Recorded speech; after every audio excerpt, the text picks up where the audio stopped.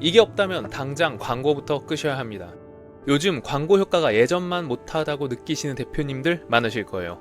SNS에 돈을 부어도 매출이 그대로인 것 같지 않으신가요? 예전에는 광고 하나로도 바로 매출이 올랐는데 도대체 왜 이제는 그게 안 될까요? 광고는 분명 잘 돌아가고 있고 클릭도 나오고 있고 유입도 되는데 정작 매출은 그대로이신 대표님들 많으실 겁니다. 심지어 광고를 보고 고객들이 들어오지만 전환이 일어나지 않고 그냥 나가버리죠. 대체 왜 이런 걸까요? 소재가 별론가? 타겟이 안 맞나? 상세 페이지가 문제인가? 다 일리 있는 말입니다. 하지만 더 근본적인 문제가 있습니다. 광고가 점점 더 어려워지는 이유, 오늘 이 영상에서 그 이유와 해결책을 명확하게 알려드리겠습니다. 아마 다들 이런 경험 있으실 거예요. 유튜브 광고 보기 싫어서 바로 건너뛴 적, 인스타그램 광고 스크롤하면서 그냥 무시하고 지나친 적 다들 있으시죠? 현실적으로 최근 광고 환경은 굉장히 피로도가 높은 구조입니다. 알고리즘은 광고비를 더 요구하고 경쟁자는 더 많아지고 클릭당 비용은 계속 오르고, 그리고 가장 큰 문제는 사람들이 광고를 믿지 않는다는 거예요. 저는 이것을 에드포비아, 즉 광고 혐오증이라고 부르고 싶습니다. 물론 공식적인 용어는 아닙니다. 제가 만들어낸 말이에요. 자, 고객들은 이제 광고를 더 이상 보지도 않고 믿지도 않고 구매하지도 않습니다. 왜 이런 일이 벌어졌을까요? 이건 단순히 감정적인 이유만은 아닙니다. 근거가 있는 이야기죠. 첫 번째로 인지 과부하와 디지털 피로 때문입니다. 정보가 너무 많아서 고객이 광고를 회피한다는 거죠. 프론티어 인 사이콜러지 저널에 발표된 연구에 따르면 사용자가 디지털 환경에서 방대한 양의 정보에 직면할 때 인지 과정은 정보 과부하를 방지하기 위해 관련 없는 정보를 무시하거나 잊습니다. 이것이 바로 배너 블라인드 현상입니다. 광고가 너무 많아지면 뇌는 아예 광고를 무시하는 방향으로 작동합니다. 그래서 반복 노출은 효과가 아닌 광고 피로를 유발하는 거죠. 또 다른 연구에선 이렇게 말합니다. 인지 과부하는 정보의 양뿐만 아니라 품질 문제로도 발생하며 이는 불안과 인지 피로 회피 행동으로 이어집니다. 즉, 고객은 광고를 보면 짜증이 난다는 이야기죠. 뇌가 지치니까요. 그래서 클릭하지 않고 오히려 회피하는 겁니다. 두 번째로는 심리적 반발 때문입니다. 자유 혹은 권리가 침해당했다고 느끼면 우리는 부정적인 감정을 갖게 됩니다. 저널 오브 애드버타이징이 발표된 연구에서는 심리적인 반발 이론이 디지털 광고 회피 행동에 어떻게 적용되는지를 분석했습니다. 광고가 침입적이라고 느껴질 때 사람들은 심리적 반발을 일으키며 광고를 피하려고 합니다. 사람은 본능적으로 자유를 방해받았다고 느끼면 반발하게 되어 있습니다. 광고가 너무 갑작스럽거나 콘텐츠와 관련이 없거나 강제적인 노출이라면 이 반발은 강해지고 결국 광고 회피 행동으로 이어집니다.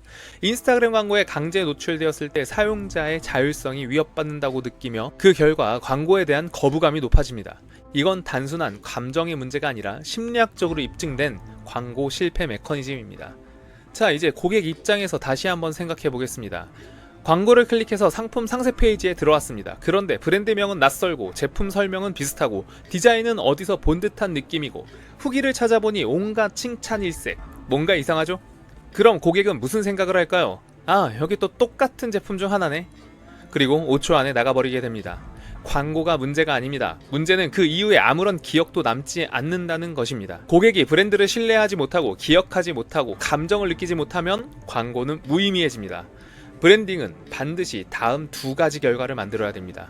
바로 선택받고 기억되는 것.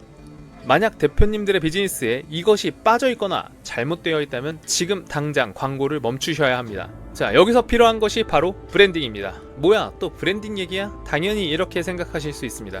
그 마음 이해합니다. 요즘 브랜딩이란 말 너무 많이 들리니까요. 그런데 저는 막연하게 브랜딩이 중요하다는 얘기를 하려는 게 아닙니다. 제가 말하는 브랜딩이 무엇인지 좀 더 명확하게 설명해 드리겠습니다. 브랜딩에 대해서 이야기하려면 당연히 브랜드에 대해서 이야기할 수밖에 없습니다. 자, 그렇다면 브랜드는 뭘까요? 브랜드는 결국 사람들이 갖는 이미지가 곧 브랜드라고 할 수 있습니다. 예를 들면 이런 겁니다. 컴퓨터가 고장났다고 내 친구 중에 컴퓨터 진짜 잘하는 친구가 있는데 한번 물어봐 줄까? 아, 너 요새 운동해? 내 친구 그 운동 하던데. 그 친구 인플루언서야. 소개 한번 시켜줄까? 아, 순댓국 먹자고. 우리 동네 진짜 순댓국 맛있는 데 있는데 거기 갈래? 이렇게 누군가가 바로 떠올랐을 때 그 사람은 나에게 있어 하나의 브랜드라고 말할 수 있습니다. 실제 브랜드로 몇 가지 예를 들어보겠습니다. 안전이 최우선인 상황, 특히 우리 가족을 위한 선택이라면 어떤 자동차 브랜드가 떠오르시나요? 아마 많은 분들이 자연스럽게 볼보를 떠올리실 겁니다.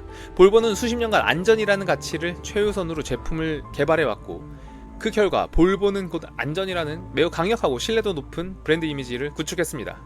환경을 생각하는 윤리적 소비, 뛰어난 품질과 내구성을 갖춘 아웃도어 의류를 찾는다면 아마 파타고니아가 바로 떠오를 겁니다.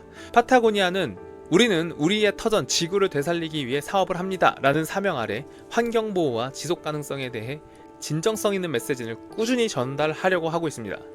그래서 소비자들은 파타고니아 제품을 구매함으로써 그들의 가치에 동참한다는 느낌을 받게 됩니다. 또 브랜드하면 이 브랜드 빼놓을 수 없겠죠. 기술을 통해 세상을 바꾸고 인간의 창의성을 극대화하는 혁신의 아이콘은 어떤 브랜드일까요? 바로 애플입니다.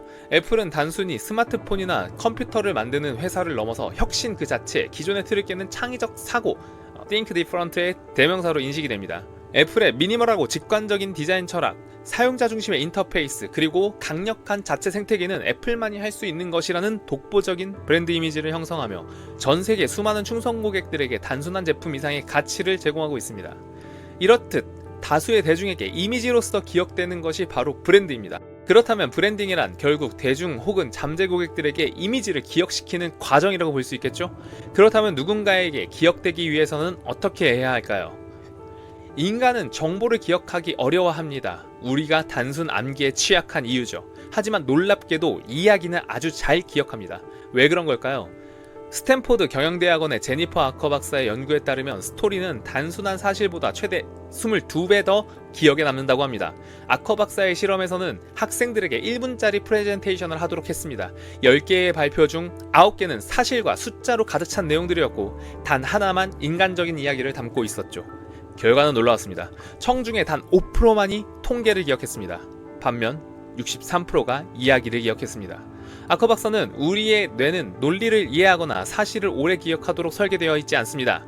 우리의 뇌는 이야기를 이해하고 기억하도록 설계되어 있습니다. 라고 이야기했습니다. 이렇듯 인간은 이야기를 더 잘 기억합니다. 그렇다면 이야기는 어떻게 만들 수 있을까요? 바로 경험입니다. 프리스턴 대학의 신경과학자 우리 하손 교수는 fMRI를 사용하여 이야기를 들을 때 뇌에서 일어나는 놀라운 현상을 발견했습니다. 같은 이야기를 듣는 사람들의 뇌 활동은 서로 동기화됩니다. 실험에서 5명의 참가자들은 이야기가 시작되기 전에 각자 다른 뇌 활동을 보였지만 하나의 이야기가 시작되자 그들의 뇌 활동이 동기화되었습니다. 이처럼 우리는 영화 속 장면이나 리뷰 속 사용자 경험, 후기 영상들을 보면 마치 내가 겪은 것 같은 느낌을 갖게 됩니다. 이건 브랜드 입장에서 굉장히 중요한 인사이트입니다. 단순히 정보를 전달하는 것이 아니라 경험이 이식될 수 있도록 설계해야 한다는 것이니까요. 자, 한 가지 예를 들어보겠습니다. 어느 캠핑용품 브랜드가 있다고 가정해보겠습니다. 이 브랜드는 많은 제품들이 그렇듯 초경량 소재, 방수지수 1만 같은 기술적인 정보만 강조했었습니다. 물론 판매는 그럭저럭 됐겠지만 충성 고객이 별로 없었고 재구매율은 아마 낮았을 겁니다. 왜냐면 다른 브랜드의 제품들도 비슷한 장점들을 강조했을 테니까요. 만약 이 브랜드가 제품 정보 대신 캠핑 경험에 초점을 맞춘다면 어땠을까요?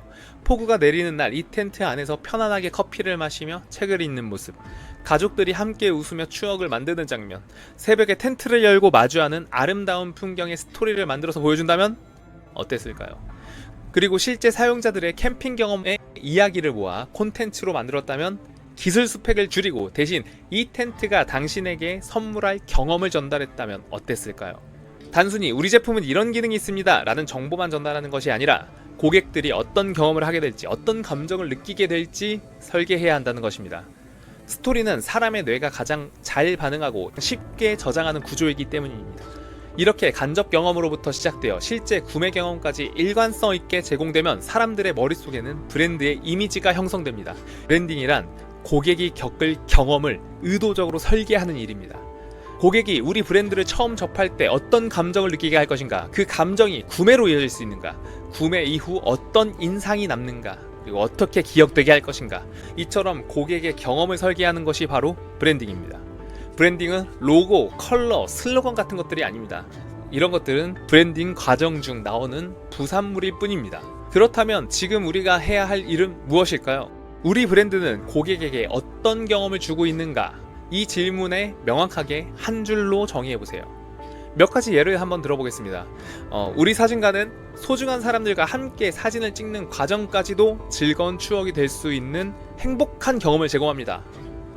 혹은 우리 반려동물 용품 쇼핑몰은 소중한 반려동물과 더 깊이 교감하고 행복한 추억을 쌓는 따뜻한 관계 형성 경험을 지원합니다. 우리 리사이클 의류 브랜드는 버려질 위기에 처한 것들에서 새로운 아름다움과 가치를 발견하는 윤리적인 소비 경험을 제안합니다. 우리 로컬 카페는 책과 커피를 통해 마음의 여유를 찾고 이웃과 연결되는 아늑한 공동체 경험을 제공합니다. 저는 비인부전 채널을 통해 어렵고 복잡한 비즈니스를 색다른 관점으로 쉽고 명확하게 이해할 수 있도록 다양한 인사이트를 제공하여 대표님들의 성장의 실마리를 발견하는 경험을 제공하려고 합니다. 이렇듯 이 한 줄이 없다면 브랜드는 아직 준비가 안 된 겁니다. 지금 당장 광고보다 고객 경험을 설계하세요. 고객 경험이 설계된다면 브랜딩의 모든 것이 하나로 정렬이 됩니다. 제품 디자인, 로고, 컬러, 패키징, 메시지, 카피라이팅, 이 모든 것이 고객 경험 기반으로 정렬되면 바로 브랜드의 일관성이 생기는 겁니다. 그리고 사람들은 일관된 것들을 더 신뢰하고 기억합니다. 그게 예측 가능성이고 그게 바로 브랜드의 신뢰로 이어집니다.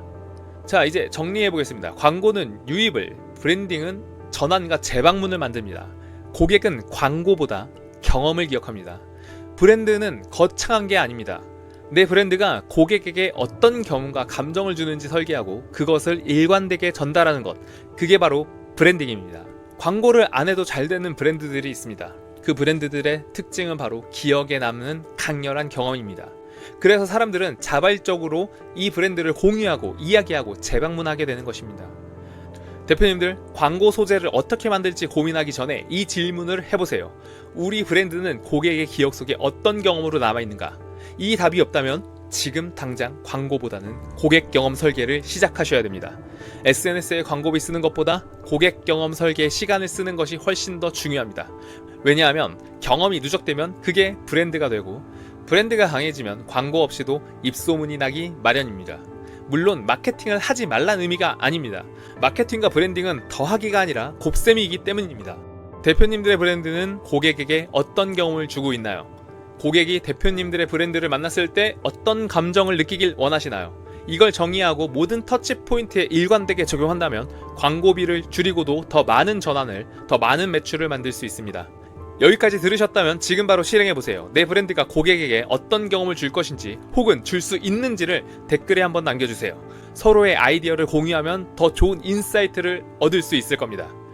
구독과 좋아요는 컨텐츠 제작에 큰 도움이 됩니다. 감사합니다. 다음에도 더 유익하고 비즈니스에 도움이 되는 이야기로 찾아뵙겠습니다. 구독하셔서 중요한 인사이트를 놓치지 마세요.